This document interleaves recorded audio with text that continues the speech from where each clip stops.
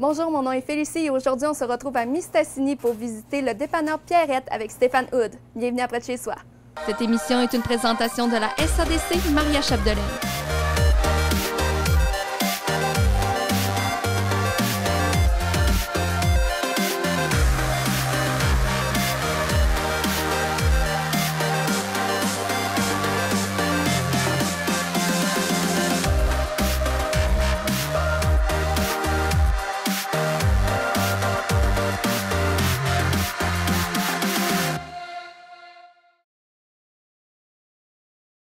Eh bien, merci beaucoup, Stéphane Hood, de nous accueillir ici au dépanneur Pierrette. Qu'est-ce que le dépanneur Pierrette? Le dépanneur Pierrette est une entreprise familiale qui dure depuis 40 ans. C'est mon père qui a fondé le dépanneur Pierrette. Et aujourd'hui, je suis la relève. Et mes enfants, peut-être, vont prendre la relève eux aussi. Et qu'est-ce qui fait que vous sortez du lot à travers le Saguenay-Lac-Saint-Jean? Je crois que c'est nos bonbons, nos fameux jujubes. Est-ce que vous en avez beaucoup? Des jujubes, on parle à peu près 250 variétés différentes, mais en dehors des bonbons durs, des bonbons mous, les gommes, etc., on peut parler de au-dessus de 500 sortes de bonbons différents. Et est-ce que les bonbons, ça a toujours été un attrait pour votre dépanneur? Eh oui, je me rappelle que ma mère, au début, vendait beaucoup des bonbons à 1 sou qu'on appelle. Donc, c'est depuis 40 ans, le bonbon est populaire chez nous. Et est-ce que c'était important pour vous, justement, que ça reste? Oui, parce que je suis un amateur, le plus grand amateur de bonbons au Québec, sans doute. Et comment ça a débuté le dépanneur Pierrette? Le dépanneur a été fondé en 1979 par mon père, qui a décidé de changer de vocation. Il était gérant de banque, donc il voulait être plus près de sa famille. Donc, on a ouvert le dépanneur avec ma mère. Et petit à petit, nous aussi, les enfants, on a travaillé au sein du dépanneur. On a étudié dans d'autres domaines. Et je suis sans doute le seul des 3 frères qui est resté dans le domaine du dépanneur. Donc, je suis comptable de profession, ainsi qu'entraîneur. Mais le gros de mon travail, de mon temps de travail, est le dépanneur. Et qu'est-ce qui vous a fait justement rester? Est-ce que c'était parce que vous vouliez que ça continue dans la famille? C'est l'amour du public. J'ai besoin d'un contact avec le public. Je suis comme ça, je suis l'ami de tout le monde. Tout le monde vient chez nous parce que je parle avec eux autres. C'est ça, c'est le contact. Puis justement, au niveau des confiseries, comment ça a pris de l'expansion? Est-ce que c'est vraiment vous ou ça avait déjà commencé à grossir? Bon, j'étais au départ un amateur de bonbons. Tout jeune, papa et maman nous apportaient du bonbon à la maison. Puis j'étais sans doute un des 3 garçons qui en mangeait le plus. Et ça a grossi, ça a grossi. Et voilà 2 ans, je me suis dit, pourquoi pas avoir le plus gros bar à bonbons du Québec? J'étais en affaire avec mon frère et ma conjointe qui est dans le commerce aussi. Ils ont dit, voyons donc, c'est une idée complètement folle. Et bien, aujourd'hui, c'est fait, c'est réalisé. Donc, on a un des plus grands bars à jujubes au Québec. Et oui, je suis encore le plus gros mangeur de bonbons au Québec. Et comment c'est venu cette idée-là? Est-ce que c'est en regardant à un moment donné un bonbon et ça fait « il m'en faut plus » ? Ben c'est ça un petit peu. Hein. J'étais un peu comme un genre de collectionneur. Hein. J'ai goûté à certains bonbons partout en voyage parce que je me promène beaucoup au Québec et à l'extérieur. Et j'ai dit pourquoi je les aurais pas chez nous, dans mon commerce. Et petit à petit, on commence à être 10, 15, 20, 25, 30, puis ça grossit, ça grossit. Et maintenant, j'ai des horizons un petit peu plus internationaux. Donc, j'ai vu tous les bonbons, j'ai vu tous les jujubes. D'où venaient vos bonbons en premier que vous aviez décidé d'ajouter? Comme je suis la génération des anciens bonbons, des anciens jujubes, les fraises à la guimauve, les bananes à la guimauve, les Gostopper, les cigarettes Popeye. Donc, j'ai commencé avec ça, comme tout bon dépanneur. Ensuite, j'ai ramassé tous les bonbons qu'on pouvait retrouver au Québec. Donc, tous les jujubes, les compagnies comme les Hueur, Fini, Vidal, etc. Donc, je les ai présentement. Mais c'était pas suffisant. Donc, je dois aller à l'extérieur, donc aller aux États-Unis et maintenant l'Europe. L'Europe offre un produit vraiment intéressant. Ils fabriquent le type bonbon un petit peu différemment, mais plus goûteux. Donc, je vais ce côté-là. Et on a certaines variétés qui sont déjà arrivées. Il y en a d'autres qui s'en viennent dans les prochaines semaines. Puis moi, ce qui m'intrigue, c'est en quoi les bonbons des États-Unis... En fait, les États-Unis ont quel bonbon que nous, on n'a pas de base? Écoutez, la majorité des bonbons proviennent des États-Unis. Donc, tout ce qui est vintage, qu'on appelle, tous les anciens bonbons qu'on retrouvait là, 20, 25, 30 ans, c'est eux qui fabriquent.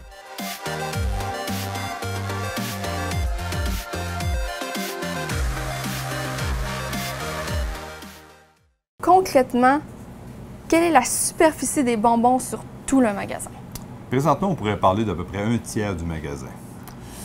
Si je veux réaliser tous les projets, avoir tous les bonbons, on parle peut-être de la moitié de la superficie du magasin à devenir. Parce que là, on a le bar à jujube qui est bien implanté, le bar à chocolat qui est bien commencé, et il va y avoir le bar salé et le bar sportif qui s'en vient bientôt. Puis justement, le bar salé, ça va être quoi qui va être plus à l'intérieur? Bien, ce qu'on retrouve un peu, les pretzels, les noix, les arachides, etc. là. Donc, le mélange sucré-salé est bon au goût, hein? Le monde aime ça. Donc, le public, les clients pourront faire leur mix de ce qu'ils vont vouloir. Et un bar sportif, c'est plus? Le bar sportif, on parle des protéines parce que je suis entraîneur, donc je m'y connais un petit peu. Donc, on va avoir la protéine, des choses comme ça, la créatine, la vitamine, mais aussi les fruits séchés, les mélanges qu'on retrouve un peu en magasin, mais que là, le client pourra faire selon son goût. Est-ce que ça surprend les gens? Parce que moi, ça m'a surpris. Être entraîneur et le plus grand fan de bonbons au Québec. Eh bien, écoute, c'est signe que c'est pas le fait de manger du bonbon qui fait grossir, c'est l'inactivité. Donc, j'en suis la preuve. Donc, tout le monde peut manger du bonbon. Puis, au niveau des bonbons, vous aviez dit que vous en aviez plus de 250 variétés. Oui, 250 variétés de jujubes. Donc, là, on exclut les bonbons durs, les gommes, etc. Donc, c'est vraiment le jujube. On parle des jujubes surettes, salés, les jujubes non sucrés, non salés, les jujubes bio, etc. Donc, j'ai dit tout. Tous ceux-là qu'on peut retrouver au Québec, j'ai dit. Donc, sans gluten également, j'imagine. Exactement. Et sinon, au niveau, vous avez aussi dur, gomme. Oui, bonbons durs, gomme, pétillant, extra fort, etc. Parmi toutes ces variétés-là, c'est lesquelles les plus populaires? Les plus populaires, je pourrais parler des bonbons vintage, parce que le bonbon, on en vend aux adultes.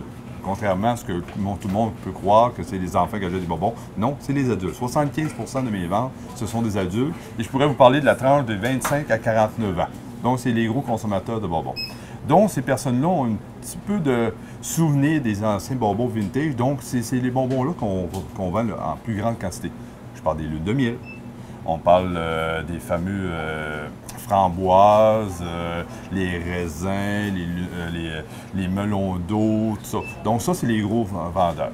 Mais maintenant, ce qui plaît au monde, c'est les nouveaux bonbons, donc ceux de l'Europe qui viennent d'arriver sur le marché, en tout cas, ce que les importe. Donc ça, c'est vraiment populaire. Et au niveau des jeunes, est-ce que c'est lesquels qui préfèrent justement les nouveaux ou ils sont un peu classiques eux aussi? Non, les jeunes sont plutôt surettes. Donc, ils aiment le goût, ils aiment grimacer, sentir quelque chose sur leur langue. Là. Donc, eux autres, c'est vraiment les bonbons surettes. Puis, ils ont combien de variétés justement pour se servir? Ah, je te dirais, c'est pas mal moitié-moitié. Donc, moitié surette, moitié non surette. Mais, ouais, c'est pas mal ça. Généralement, c'est à quelle fréquence que vous voulez des nouveaux bonbons, offrir une nouvelle sorte? Bien, écoute, je suis à l'affût, donc avec mes fournisseurs me connaissent très bien, que ce soit les fournisseurs du Québec, l'Ontario ou des États-Unis, ils me connaissent. Donc, aussitôt qu'il y a un nouveau bonbon, j'ai le message, j'en commande, ou même des fois, j'ai certains fournisseurs qui me les envoient directement. Ils ne me demandent même pas la permission, ils les envoient. Ils savent que je prends tout. Donc, je te dirais, à toutes les 4 ou 5 semaines, on a toujours un nouveau bonbon. Mais j'ai des arrivages de bonbons à toutes les semaines. Je suis sans doute le plus gros acheteur de bonbons de la région, peut-être un des plus gros au Québec, présentement, ce que mes fournisseurs me disent. On vend des fois à la semaine plus de 1000 livres de bonbons. Donc, c'est juste pour vous dire qu'ici, le bonbon est frais en tout temps. Et est-ce que vos fournisseurs savent justement à quoi ça ressemble, tout votre étalage? Oui, parce que les fournisseurs, bon, sont comme nous, hein, sont sur les réseaux sociaux. Fait qu'il y a beaucoup de photos qu'on retrouve du commerce sur notre page Facebook. Donc, ils trouvent ça vraiment fantastique. Ils nous encouragent et aussitôt qu'on reçoit un nouveau bonbon, ils me disent « Stéphane, réserve-toi une place, là, je t'envoie 2 ou 3 nouveaux bonbons. » Pas de problème. Quels bonbons vous considériez comme vos derniers arrivages? Présentement, c'est les bonbons de l'Europe. Donc, on vient de recevoir à peu près 6 ou 7 bonbons de l'Europe qui ont fait leur arrivée au début juin. Et écoute, la popularité a été grandissante. Le monde s'en ont approprié. Le goût est différent, le goût est relevé. Là, je parle un peu comme un amateur de vin ou de bière, mais c'est comme ça le bonbon. On le déguste, on le goûte. Et ils viennent de quel pays? Essentiellement de la Belgique et de la Suisse. Donc, on connaît ces pays-là comme des gros fabricants de pâtisserie, de chocolat, des choses comme ça. Donc, on voit que les usines là-bas produisent beaucoup de bonbons eux aussi.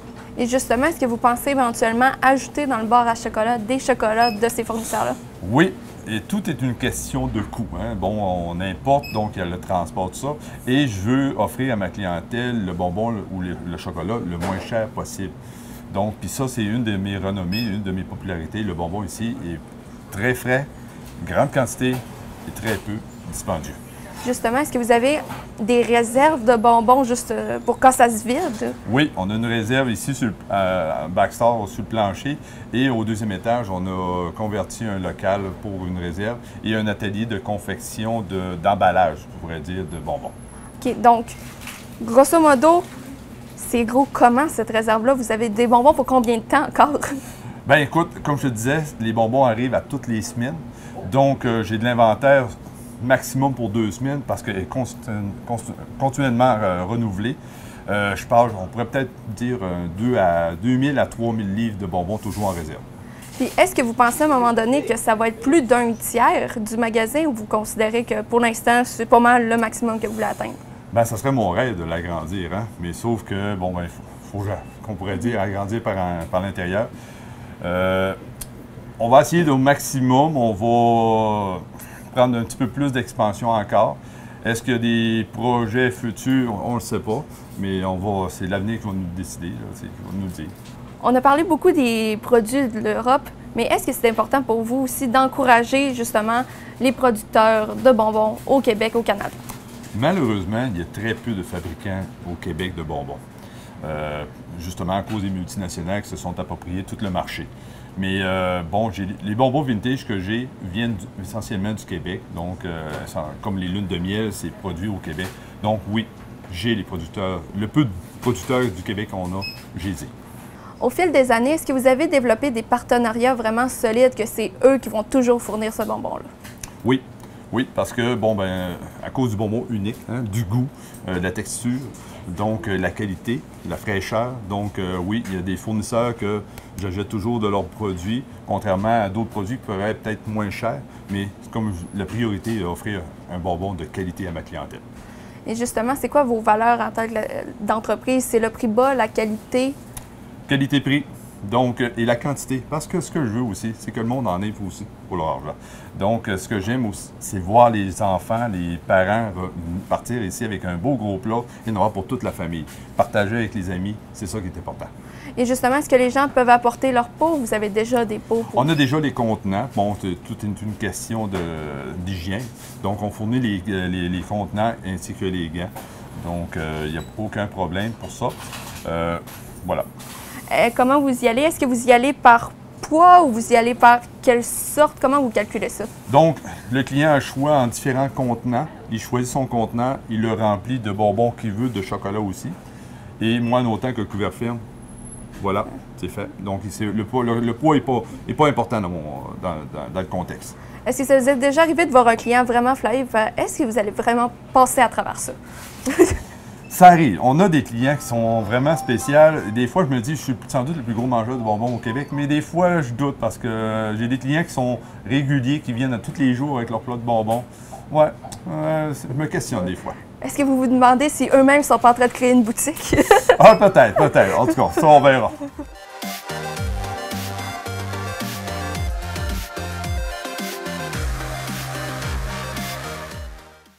Maintenant, on est autour d'une table assez spéciale. Pouvez-vous nous la décrire, nous expliquer en quoi elle est unique? Quand on a décollé le projet du bar à bonbons, mon frère a voulu faire une surprise à la famille parce que c'est une entreprise familiale et a conçu cette table-là. Donc, il est venu chercher du bonbon, a verni chacun des bonbons un à un parce que l'époxy brûlait le bonbon et voilà le résultat. Cette table-là se retrouve sur Internet. Le lendemain qu'on l'a mis sur notre page Facebook, on l'a retrouvé sur Instagram, sur Pinterest, tout ça. Et on a eu des offres d'achat partout dans le monde. Même un Américain était prêt à payer 1000 $ pour cette table-là. Et ça a pris combien de temps à faire? Tout près de 40 heures. 40 heures à vernir chaque bonbon? Chaque bonbon, préparer le concept, tout ça. Là. Ouais. Et là, elle a quel âge, la table? Elle a à peu près 1 an et demi. OK.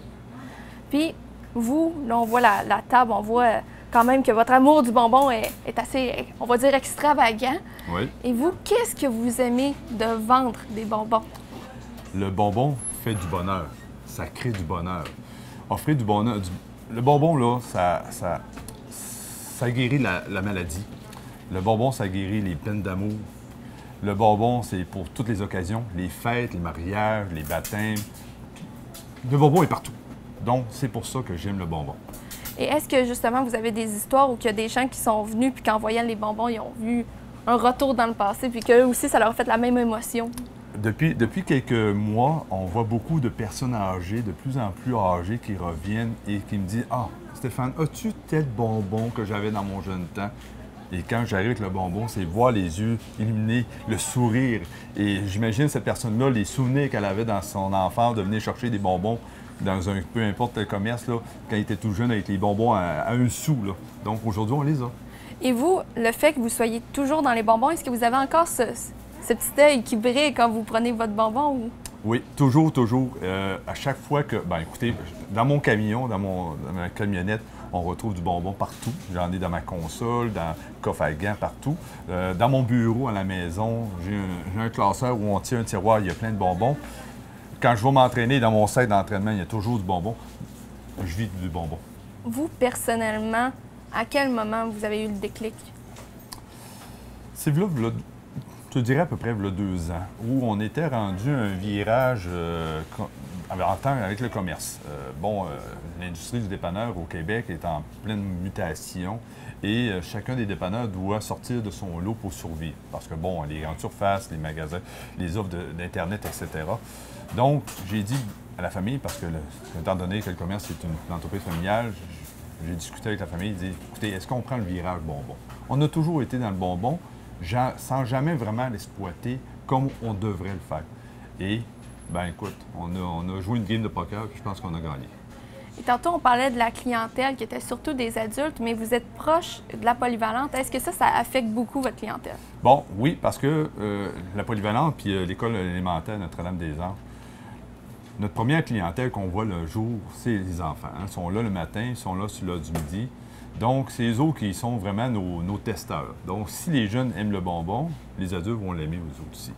Mais maintenant, ma clientèle est vraiment plus loin, plus grande. Donc, on a du monde de l'extérieur qui viennent spécialement au dépanneur pour voir le bar à bonbons.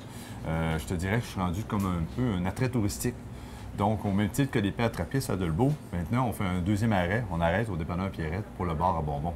Donc, on a du monde de Québec, de Montréal, l'Outaouais, etc. Et même un petit peu d'étrangers, là, parce que j'ai vu du monde arriver par autobus de l'Europe, et arriver ici, puis dire « Ah, il paraît qu'il y a du bonbon, des Français, des choses comme ça. » Ils partent avec du bonbon. Est-ce qu'ils sont vraiment consommateurs ou ils prennent des photos par curiosité? Écoute, les deux. Donc, ils partent tout le monde part avec son petit plat de bonbons, mais oui, il y a beaucoup de photos. Est-ce qu'ils sont le genre à faire des réserves pour plus tard ou c'est vraiment, ils veulent juste goûter, voir, juste dire qu'on goûter. Je crois que c'est juste goûter, calmer leur appétit de sucre. Justement, l'emplacement, est-ce que ça vous fait dire que la période la plus achalandée, c'est vraiment pendant les classes ou c'est à un autre moment? Bien, je te dirais, depuis quelques mois, l'achalandage est en grandissant tout le temps. On se dit, bon, on doit être sur le bord d'avoir une période tranquille, et non, au contraire, on augmente toujours nos ventes. L'avenir nous le dira quand il y aura une période plus achalandée, mais présentement, c'est toujours en croissance. Vous avez dit que pendant une semaine, vous pouvez vendre jusqu'à 1000 livres. Oui, 1000 livres de bonbons. De bonbons, mais la plus grosse quantité d'un coup, là, le magasin il se vide d'une shot. C'est quelle grosse quantité? Ben, écoute, c'est ça. Je te dirais, c'est quand on prépare des bars à bonbons pour des événements spéciaux. Donc là, on peut préparer, mettons, un bar à bonbons de 300, 400 ou 500 livres. C'est vraiment ces périodes-là, dans ce moment-là, où on part avec une plus grosse quantité de bonbons. Et quel événement, justement, vous faites? Bien, écoute, il y a du monde qui vient de me voir pour des bars à bonbons pour des baptêmes, des mariages, des ouvertures de commerce ou des fêtes d'anniversaire, des souvenirs et des festivals. Donc, je vais être présent aussi au Festival du Bleuet avec un bar à bonbons. Et ces gens-là, généralement, est-ce qu'ils prennent toujours à peu près la même quantité ou il y a du monde, des fois, qui sont extrêmes et qui veulent... Ah, il y en a pour tous les goûts. Il y en a qui sont extrêmes, oui. Il y en a qui ont des demandes spéciales. Bon, exemple, un mariage, donc il faut arriver avec des bonbons de certaines couleurs ou de certaines textures.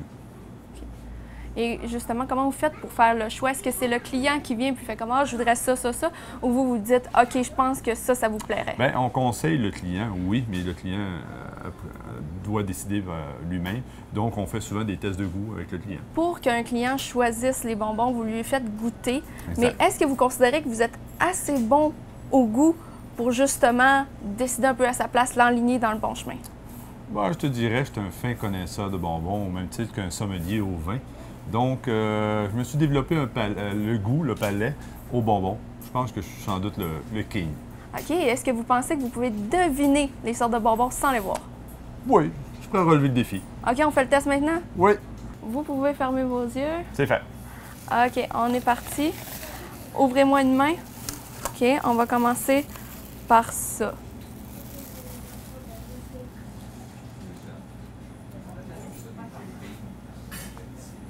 Poisson tropical. Tourbillon de poisson. Tourbillon, oui. En tout cas, il y avait la forme. Prochain.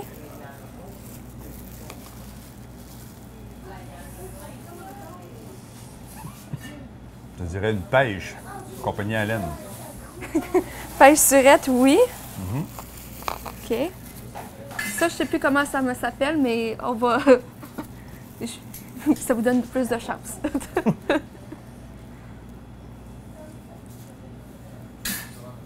Pied rouge. OK.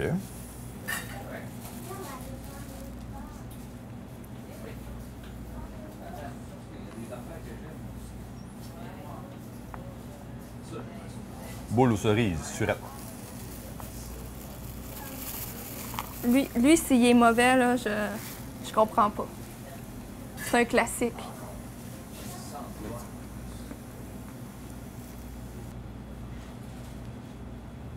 Ben, Caroline, tu m'as eu. Là, vous donnez vraiment votre langue au chat? J'ai peut-être trop de goût de différents bonbons. Là. Il faudrait que je fasse comme un sommelier, me rincer la bouche à chaque. Je le sens d'ici, le bonbon, là. C'est pas un verre gélatineux.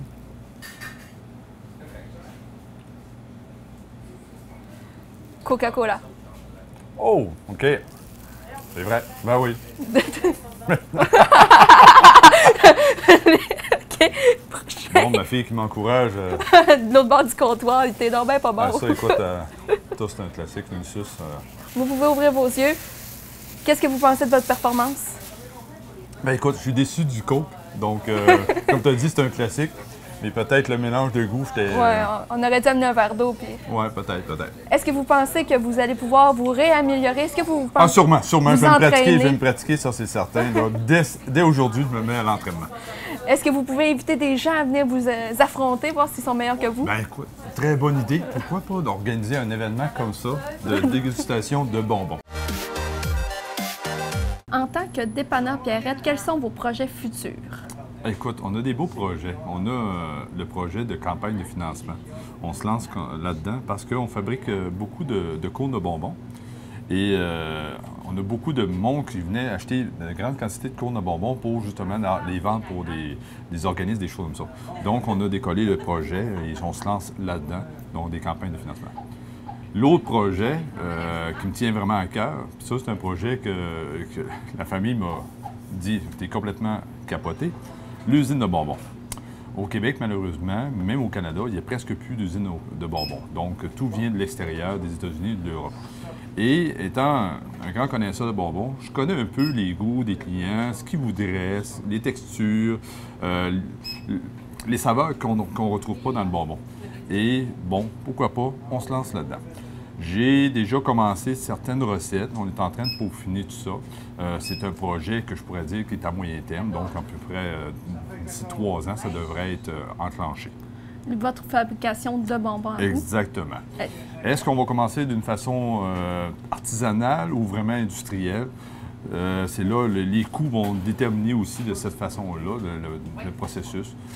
Mais c'est quelque chose qui est très, très gros, donc, parce que, bon, il y a la MAPAC, il y a tous les brevets, etc., la machinerie, tout ça, là, donc c'est quelque chose de gros. Puis vous êtes combien en ce moment, justement, à travailler des recettes? Je suis le seul. Parce que, bon, ben, c'est un projet que j'ai en tête. La famille va embarquer, ça, c'est certain. Sauf qu'il me laisse aller parce que j'ai l'idée et, bon, je suis en train de l'exploiter à 100 %. Donc, il me laisse faire, mais c'est certain que quand ça va décoller, on va avoir, oui, il va sûrement avoir besoin de travailleurs, des employés, des choses comme ça, ou d'un emplacement aussi. OK. Puis, avec tout ça, vous voudriez à la fin avoir comme une usine aussi dans la région? Exactement. Si possible, on va garder ça ici à Debout-Cessny. Ça serait quoi dire, mon fond de passion. Je me dis que si je pourrais avoir mon usine de bonbons pour ma retraite, ça serait le plus beau rêve de ma vie parce que je me dis, fabriquer du bonbon, c'est pas travailler. J'imagine me lever à tous les matins, me dire à ma conjointe, ce matin, je m'en vais fabriquer du bonbon. Ça me semble que ça va bien. Puis est-ce que vous avez déjà des idées de goût en tête ou ça reste secret? Ça reste secret, malheureusement. Mais oui, déjà, les premières recettes que j'ai faites ont été excellentes, mais il reste du peaufinage à faire. Puis est-ce que vous voulez que ça soit plus à votre goût comme vous? Qu'est-ce que vous considérez qui manque ou vous voulez vraiment que ça soit industriel, donc plus client? Bien, je me suis fié beaucoup aux clients. Donc, j'écoute les clients. Hein. Les clients, sans s'en rendre compte, quand ils mangent un bonbon, « Ah, j'aimerais ci, j'aimerais ça. » Donc, je les écoute, j'en prends bonne note. Pourquoi on devrait faire un arrêt à Mistassini, arrêté au dépanneur Pierrette? Bien sûr, pour le bar à bonbons, hein, c'est un incontournable. Je suis un attrait touristique, mais aussi parce que je suis un dépanneur. Donc, on offre tous les services d'un dépanneur. Et nouvellement, on est rendu avec les ballons à l'hélium. Donc, on a du ballon métallique, du ballon en latex. Donc, quelqu'un qui veut organiser un party, une fête, un mariage, bon, vous avez tout. On organise votre bar à bonbons et on décore votre salle, votre réception avec des ballons. Plus besoin d'organisateur, juste besoin du dépanneur. Exactement. Venez parce que j'ai une équipe qui est vraiment fantastique. Les femmes qui travaillent avec moi sont parfaites. Ils ont l'œil pour la décoration. Ils vont vous conseiller. Sont excellents aussi en bonbons parce que mes employés sont en train de devenir aussi des grands mangeurs de bonbons. Donc, gênez-vous pas. On a tous les services. On est ouvert 7 jours sur 7, de 7h30 à 22h le soir. Vous pouvez nous contacter par téléphone, via Facebook. Il n'y a aucun problème. Eh bien, merci beaucoup, Stéphane Hood, de nous avoir accueillis chez Dépanneur Pierrette. Merci. Et nous, on se revoit la semaine prochaine pour un autre épisode de Près de chez soi.